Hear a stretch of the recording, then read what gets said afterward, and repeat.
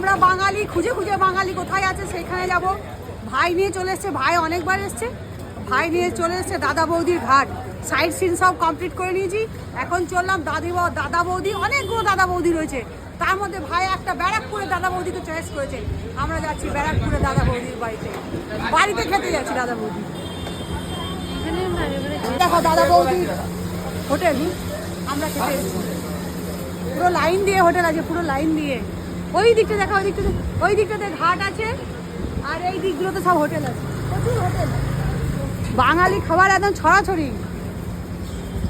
দেখো জানি না সত্যি না মিথ্যা, ভাই বললো কিন্তু জলটা কি ঠান্ডা, বলছে ফ্রিজের জল, বুঝলে?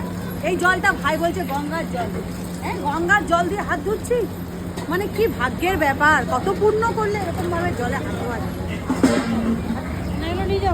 খাবো না বলো, আলু ভাজা, ডাল, চচ্চড়ি, বেগুনি, লেবু, ভাত, আলু পুস্তি, এটা কি ভোগলা কিছু হবে তরকারি, এটা এঁচড়ের তরকারি, এটা চাটনি, আবার এক্সট্রা করে পনির বলেছে, কি করে খাবে? পনির বলেছে, কাঁচা লঙ্কা, ওইদিকে নুন। আজকে পনির থেকে দিচ্ছ না, কাল থেকে শুধু পনিরই খাবি না। এত আইটেম আমার ছেলে পনির পাওয়া যায় না। বাপরে বাটি শেষ নাই গো। শাহী পনির বানিয়ে দিয়েছো নাকি গো? কড়াই পনির বলেছে। কড়াই দিয়েছে কেন কড়াই পনির এতটা? না খেলে খাবার কি করে শেষ করবো? বাপরে খাবার কিছু হবে না। চিপস দিয়ে খাও। আমাকে দাও। আবার ঘিও এলো। হ্যাঁ, বাহ বাহ। দুধের বাটিগুলো বাকি আছে। ও আর যাই হোক, আবার দইও এলো। টেবিলটায় পুরো খাবারই খাবার। আমি ওই 80 টাকা থালিটা বলছিলাম, ওটা কোনো চাপই ছিল না। আমি তো বললাম এ তোমাদের বাপ। দিয়ে দাও আমাদের অর্ডারটা। আমি তো প্রথমে অর্ডার দিয়ে দিয়েছিলাম সবাই। তাও যদি এখানে থাকতো একটা রয়েছে এখানে রান্না, ওটা খুলে দেখবো আছে না? ডালনা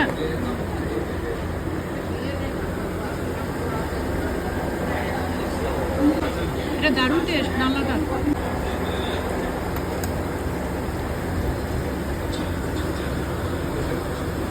এই রান্নাটা বললে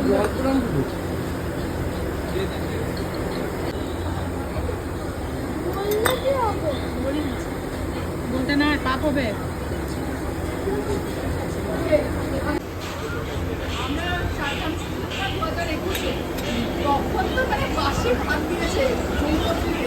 মা গো,